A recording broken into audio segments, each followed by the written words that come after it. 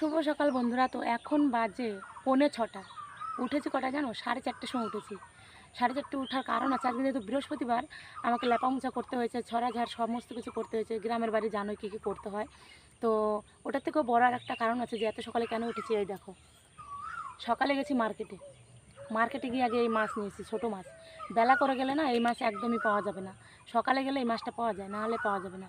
ওইখানে তোমাকে 5:30টার মধ্যে পৌঁছাতেই হবে। 5:30, কেউ 6টার মধ্যেও যায়। আমি যেহেতু একটু সকাল সকাল উঠেছি ওই জন্য সকাল সকাল গিয়েছি। তো যেহেতু বাচ্চা আছে ওদেরকে তো খাওয়াতেই হবে। ভগবান যখন পাঠিয়েছে আমার কাছে, ওদের দায়িত্ব তো আমার।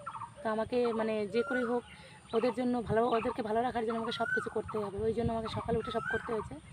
আবার রান্না করতে হবে, ওর যেহেতু আজকে পরীক্ষা আছে, মেয়ের নিয়ে যেতে হবে স্কুলে। ওই জন্য সকাল সকাল উঠে আগে এই কাজগুলো করে নিলাম। তো বড় মাছ অনেকেই খাওয়ায়, ছোটো মাছ তেমন খাওয়ানো হয় না, তো ভাবলাম আজকে একটু ছোটো মাছ খাওয়াই ওদের। তো নাইটি পরে যাইনি, শাড়ি পরে গেছি। ওই যে দূরে শাড়ি মেলা দেখতে পাচ্ছ, ওই যে সাইকেল আমার, ওইটাই হচ্ছে আমার বাহন। আমি যেখানে যাই ওটাকে নিয়েই যাই। তো এখন আমার কাজ হচ্ছে মাছটাকে কাটবো, কেটে স্নান করে পুজো দিয়ে তারপর রান্না বসাবো, তারপরে ওকে নিয়ে স্কুলে যাবো। তো এখন অনেক কাজ, সারাদিন তো পড়েই আছে। চলো দেখা হবে আবার পরে।